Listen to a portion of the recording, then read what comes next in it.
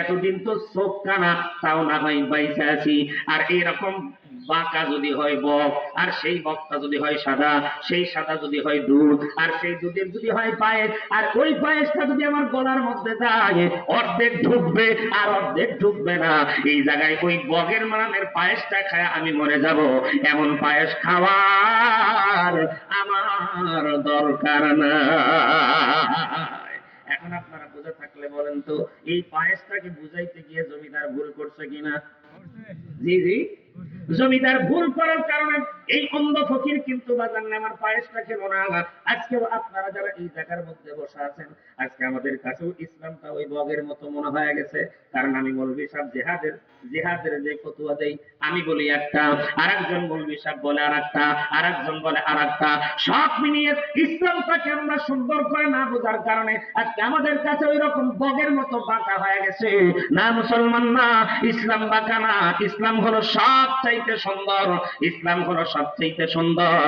সেই ইসলাম থেকেই তো আমরা শিক্ষা পেয়েছি, কারণ আমরা আশরাফুল মাখলুকাত, আল্লাহ আমাদেরকে এমনি এমনি বানাই নাই। ইয়ারফাইল্লাহুল্লাযীনা আমানু মিনকুম ওয়াল্লাযীনা উতুল ইলমা দারাজাত। আল্লাহ রাব্বুল আলামিন কোরআনুল কারীমের মধ্যে বলেন, দুইটা জিনিসের কারণে আমি আল্লাহ রাব্বুল আলামিন মানুষকে আশরাফুল মাখলুকাত করেছি। জোরে বলেন কয়টা? একটু জোরে জোরে আরেকবার জোরে কন্যা বাজান কয়টা? এই দুইটা জিনিস কি কারণে আমরা আশরাফুল মাখলুকাত হলাম? কারণ ও বাজার, মৌমাছির মধ্যে বিজ্ঞান আছে, আবার পিপিলিকার মধ্যেও কিন্তু শিক্ষা আছে, বাবুই পাখির মধ্যেও কিন্তু বন্ধু নেওয়ার ইঞ্জিনিয়ারিং টেকনিক আছে, কিন্তু এরপরেও তারা আশরাফুল মাখলুকাত হলো না। আমি তো মনে করি হনুমানের মধ্যেও, তার মানে বাদর, এই বাদরের মধ্যেও কিন্তু ডাক্তারের বিদ্যা আছে। আপনারা শুনছেন কিনা জানি না, আমি হয়তো বন্ধুরে আমার এর পূর্বে আসছিলাম, আপনাদের সামনে অনেকবার এটা বলেছি। পেশোয়ার পাকিস্তানে একটা জায়গা আছে, যেই জায়গার ভিতরে এই মুসলমান একটা বাগান ছিল, ওই বাগানের ভিতরে বান্দরের বড় উৎপাত ছিল। এই বাদরগুলোকে মারার জন্য, বাদরগুলোকে নিশ্চিহ্ন করে দেওয়ার জন্য এলাকার লোকজন ডাক দিয়ে বলে, এই বাদরের অত্যাচারে তো আমরা ফল খাইতে পারি না, ফল নিয়ে বড় আমরা টেনশনের মধ্যে আছি। ওই সময়ের মধ্যে যিনি ছিলেন জগৎ বিখ্যাত একজন আল্লাহওয়ালা মানুষ, নাম হলো কারি তৈয়ব সাহেব রহমাতুল্লাহ আলাই, হুজুরের কাছে চলে গেলেন, গিয়ে বলতেছেন, হুজুর আমাদের এলাকায় বাদরের উৎপাত শুরু হয়ে গেছে, এলাকার মানুষগুলো ওই বাগান থেকে কেউ ফল খাইতে পারে না, আপনি একটা বিহিত করেন, আপনি একটা ব্যবস্থা করেন। হুজুর ডাক দিয়ে বলতেছেন, বাবা তোমরা চাইলে একটা কাজ করো, ওই এলাকার ভিতরে তোমরা যাও, যাওয়ার পরে কয়েকটা বাদরকে তোমরা মেরে ফেলো। ডাক দিয়ে কয়, হুজুর একটা নয় দুইটা নয়, কয় অনেকগুলো বাদর আমরা এই পর্যন্ত মেরেছি, কিন্তু এখন পর্যন্ত একটা বাদরও কমাইতে পারি নাই, বরং যত মারি ততই আরো আসে, যত মারি ততই আরো আসে। তখন হুজুর ডাক দিয়ে কয়, তাইলে তোমরা একটা কাজ করো, এলাকার মানুষ তোমরা সকলে মিলিয়ে তোমরা রুটি বানাও, আর ওই রুটির ভিতরে তোমরা বিষ মিশাইয়া দাও, আর ওই বিষ মিশ্রিত রুটি বাগানের মধ্যে ছড়াইয়া দাও, আর ওই রুটি মিশ্রিত বিষ যখন করা খাবে সবগুলা বাদর মরে যাবে, আর তোমাদের টেনশন করা লাগবে না। এলাকার লোকজন তখন বলে, হুজুর আপনি এই কথাটা ঠিক বলেছেন, বাদরকে মারার এই পদ্ধতিটা বড় ভালো। এলাকার লোকজন তখন মহিলাদেরকে দিয়ে রুটি বানালো, হাজার হাজার রুটি বানায় ওই বাগানের মধ্যে যখন ছড়ায় যায়, আশ্চর্যজনক হলেও সত্য, আমি বলতেছিলাম আপনারা যদি মনে করেন ডাক্তাররাই শ্রেষ্ঠ, ও মুসলমান, চিকিৎসা বিজ্ঞান যে জানে সেই মনে হয় সবচাইতে দামি। এইটা বুঝাইতে গিয়ে বাদরের গল্পটা আপনাদের সামনে আনলাম। এবার বাদরের সামনে যখন রুটিগুলো, পরের দিন সকালবেলা সবগুলো বাদর হাজির, এই রুটির চতুর্দিকটা তারা বসা, কিন্তু একটা বাদর রুটির মধ্যে মুখ লাগায় না, তারা সবাই এমন করে গালের মধ্যে হাত দিয়ে বসা আছে।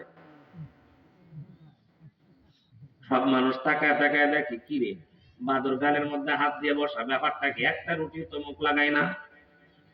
কিছু সময় পরে কেসর মেসর করার পরে দেখা গেল ৩-৪ জন দৌড় দিয়ে কথাই যেন চলে গেল। ২০ মিনিট পরে আবার ৫-৬ জন মুরব্বী বাদর, মুরব্বী বাদর বুঝছেন তো, দাড়ি পাকাওয়ালা কয়েকটা বাদর আসলো, এদেরকে নিয়ে আবার মিটিং চললো।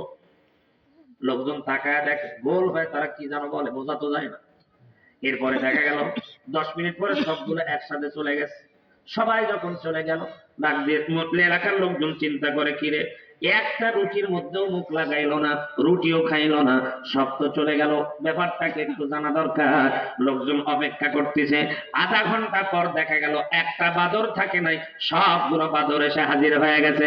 হাজির হওয়ার পরে তাদের কারবারটা কি দেখছেননি? তারা এই জায়গার মধ্যে হাজির হওয়ার পর, ও মুসলমান, ওই বা রুটিগুলো তারা নিল, রুটিগুলো সুন্দর করে টুকরা টুকরা করলো, ছোট্ট ছোট্ট করে টুকরা টুকরা করিয়া ওদের হাতের মধ্যে একটা গাছের ছাল অথবা পাতা দেখতে পাওয়া যায়, ওই রুটির টুকরা একটা কামড় লাগায়, আবার ওই গাছের ছালের মধ্যে একটা কামড় লাগায়, রুটিও খায় আবার ওই গাছের ছালও খায়।